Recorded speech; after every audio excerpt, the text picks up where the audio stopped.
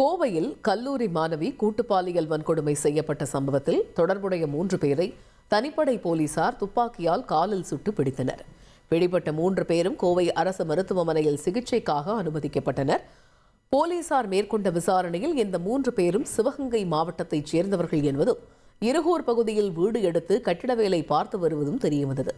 இதில் கருப்பசாமி, காளீஸ்வரன் ஆகிய இருவரும் சகோதரர்கள் என்பதும் இவர்கள் 3 பேர் மீதும் ஒரு கொலை வழக்கு, வழிப்பறி உள்ளிட்ட பல்வேறு வழக்குகள் இருப்பதும் தெரியவந்திருக்கிறது. நடந்தது என்ன என்பதை முழு விவரங்களுடன் வழங்க இணைகிறார் செய்தியாளர் Karthik. Over to you Karthik. வணக்கம். நாட்டையே உலுக்கிய கல்லூரி மாணவி பாலியல் வன்கொடுமை வழக்கில் 3 பேரை போலீசார் காலில் சுட்டு பிடித்திருக்கார்கள். அதாவது பார்த்தீங்கன்னா நேற்று இரவு 11 மணிக்கு துடியலூர் அடுத்த வெள்ளக்கிணறு பகுதியில் 3 பேர் தலைமறைவாக இருப்பதாகவும் இந்த வழக்கில் சம்பந்தப்பட்டவர்கள் என ரகசிய தகவல் தனிப்படை போலீசாருக்கு கிடைக்கிறது.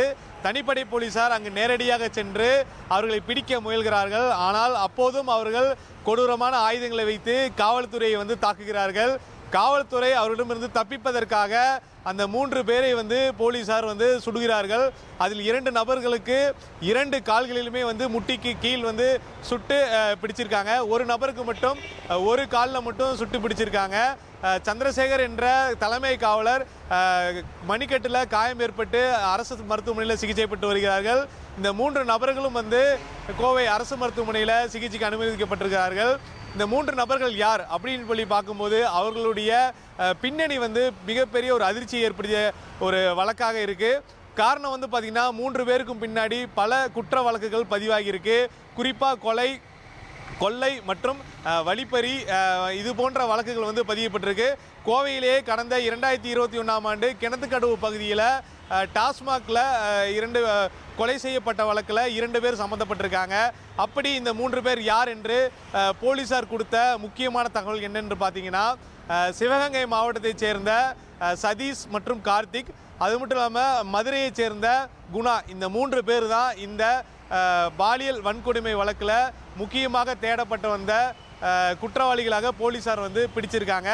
இந்த 3 பேருமே பார்த்தீங்கன்னா கடந்த ஞாயிற்றுக்கிழமை இரவு 11 மணிக்கு அவினாசி சாலையில் இருக்கக்கூடிய ஒரு தனியார் கல்லூரியில் படிக்கக்கூடிய 1ஆம் ஆண்டு மாணவி தன்னுடைய ஆண் நண்பருடன் கோவை விமான நிலையம் இருக்கக்கூடிய பின்புற பகுதியில் காரில் அமர்ந்து பேசி கொண்டிருக்கிறார். அப்போது அங்கே வந்தவர்கள் இந்த காரை சுற்றி வளைத்து அவர்களை மிரட்டி தாக்கி அந்த ஆண் நண்பரை வெளியே இழுத்து கொடூரமாக தாக்கியிருந்தார்கள். அதாவது அவருடைய தலையில் 26 இடங்களில் தையல் போட்டிருக்கு. உடம்பில் 7 இடங்களில் காயம் இருக்குது. காரை முன்பக்கம் மற்றும் சைடு மிரர் அனைத்தையுமே அடித்து நொறுக்கியிருந்தாங்க. அது மட்டும் இல்லாமல் அவங்ககிட்ட இருந்த அரிவாள் கத்தியால் சரமாரியாக வெட்டியிருக்காங்க. இந்த சம்பவம் 11:30 மணிக்கு போலீசாருக்கு தெரிவிக்கப்படுகிறது.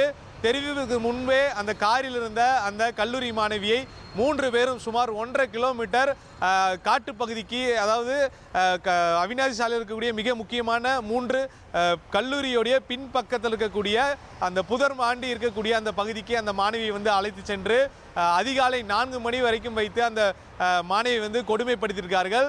அவர்களிடம் இருந்து மாணவி தப்பித்து தான் வந்திருக்கிறார் என்ற ஒரு தகவலை இன்று மாநகர காவல் ஆணையர் தெரிவிச்சிருக்காரு. 11:30க்கு சம்பவம் நடக்குது. 100க்கும் மேற்பட்ட போலீசார் டார்ச் லைட்டுடன் அந்த விமான நிலையம் பின்பக்கத்தில் தேடுறாங்க. மோப்ப நாய் வருது, தேடுறாங்க. எந்த ஒரு விஷயத்திலையும் அந்த மாணவி எங்கே இருக்கான்னு கண்டுபிடிக்க முடியல. ஆனால் மாணவியே அந்த 3 பேரிடமிருந்து தப்பித்து பொதுமக்களுடைய உதவியுடன் காவல்துறைக்கு கண்ட்ரோல் ரூம் மூலயமாக அழைப்பை கொடுத்து உடனடியாக, ஏற்கனவே இப்படி ஒரு சம்பவம் நடந்தோன்னே காவல்துறை அங்கே தயார் நிலையில் இருந்தாங்க. உடனடியாக அந்த மாணவி மீட்டு தனியார் மருத்துவமனையில் சிகிச்சை கொடுத்துட்ருக்காங்க. இப்படி தான் இந்த வழக்கு நடந்தது. இந்த வழக்கில் 7 தனிப்படைகள் அமைத்து தற்போது 3 பேர் சுட்டு பிடிச்சிருக்காங்க. இதுக்கப்புறம் இந்த வழக்கில் என்ன நடக்கும்னு நீங்கள் பார்த்தீங்கன்னா, இந்த வழக்கில் இன்னும் அந்த 7 தனிப்படைக்கு வேலை அதிகமாகிருக்கு. காரணம் பார்த்தீங்கன்னா, இந்த வழக்கு மாணவியை கடத்தியது, பாலியல் வன்கொடுமை செய்தது, கொடூரமாக தாக்கியது உள்ளிட்ட பிரிவுகள் கீழ் வழக்கு பதிவு செஞ்சுருக்காங்க. இந்த வழக்கில் 2 பேர் இல்லை 3 பேர் சம்மந்தப்பட்டிருக்காங்க. இந்த 3 பேருக்கும் தற்போது மருத்துவ பரிசோதனை மேற்கொள்ளப்படும்.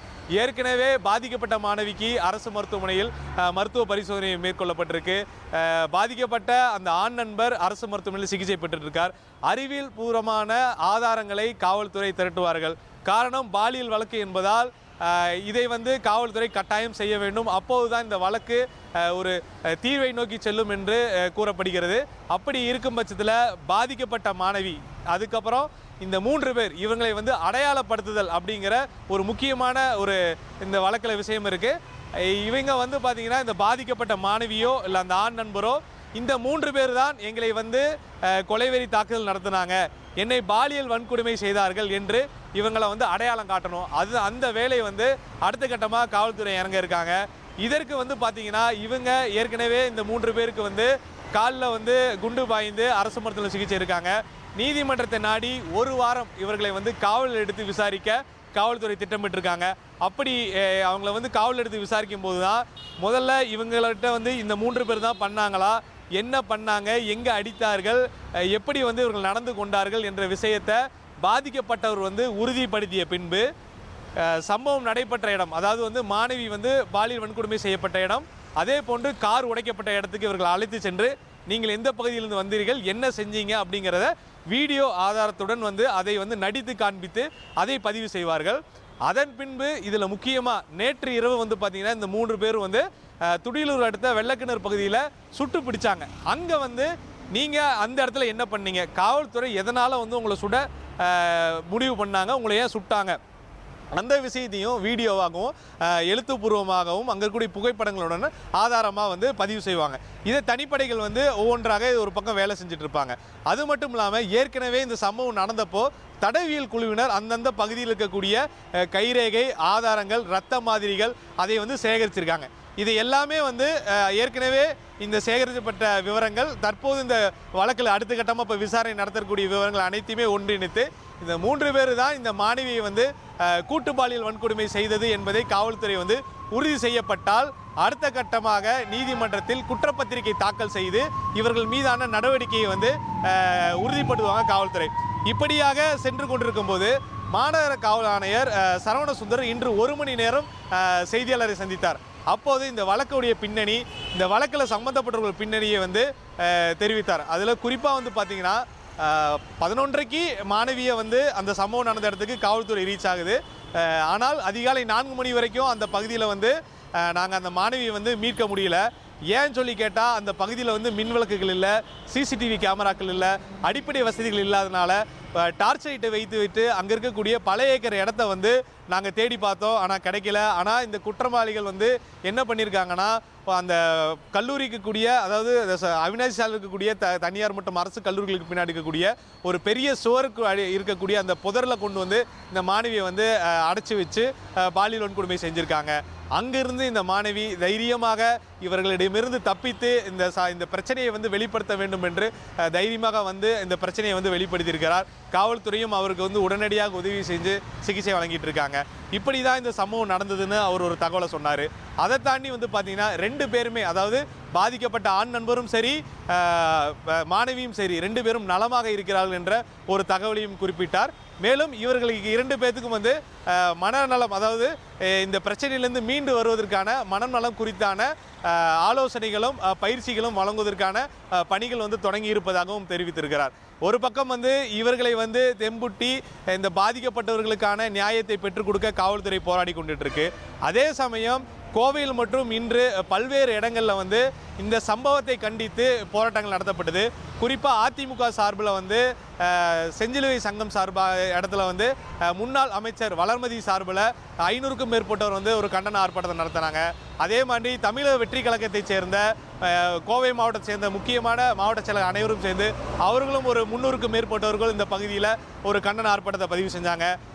மாதவர் சங்கம் அவங்க வந்து ஒரு பக்கம் ஆர்ப்பாட்டத்தை நடத்தினாங்க. மாணவர் அமைப்புகள் ஆர்ப்பாட்டம் நடத்தினாங்க. இதுபோன்று கோவையில் பல்வேறு பகுதிகளில் இன்று மாலை வரைக்கும் பல்வேறு ஆர்ப்பாட்டமும் கண்டன எதிர்ப்புகளும் வந்து தெரிவிக்கப்பட்டிருந்தது. இதில் காவல்துறை வந்து பார்த்திங்கன்னா அவர்களை 3 பேரை சுட்டு பிடிச்சிருக்காங்க என்ற ஒரு செய்தியை வந்து இந்த சம்பவத்தை பார்த்து கொந்தளித்த மக்களுக்கு ஒரு நற்செய்தியாகவே வந்து காவல்துறை கொடுத்துருக்குன்னு சொல்லி இந்த செய்தியை போட்ட ஊடகங்களுடைய கமெண்டுகளில் கருத்துக்களை வந்து பொதுமக்கள் தெரிவிச்சிருக்கிறத நம்மளால் பார்க்க முடிகிறது. காவல்துறைக்கு இன்னும் இந்த வேலை முடியலை. இந்த வழக்கு சாதாரணமான வழக்கு கிடையாது.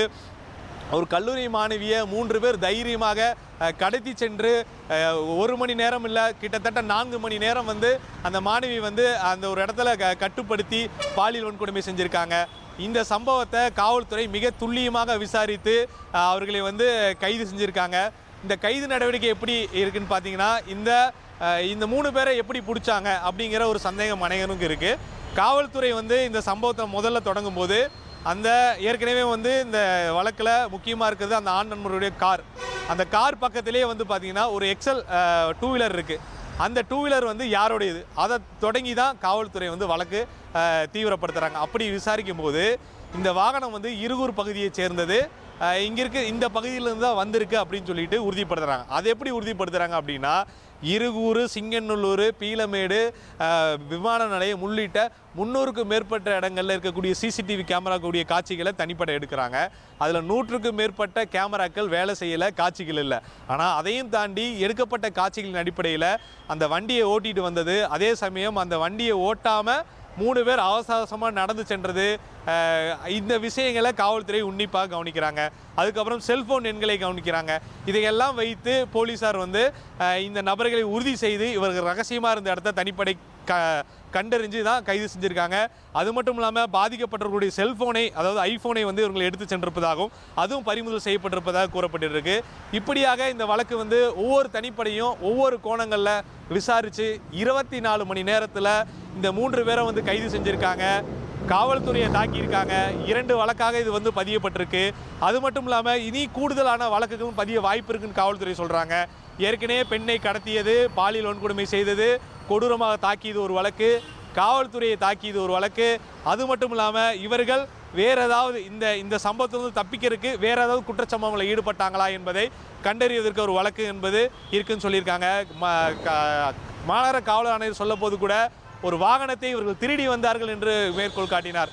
அந்த வாகனம் தான் இவர்களுக்கு வந்து இவர்கள் பிடிபடுவதற்கு மிக முக்கிய காரணமாக இருந்தது. அதுக்கும் ஒரு வழக்கு வந்து மாவட்ட காவல்துறை சார்பாக பதியப்படும் என தெரிவிச்சிருக்காரு.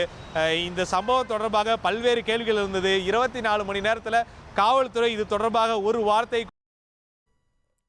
விரிவான விவரங்களை வழங்கியமைக்கு நன்றி கார்த்திக்.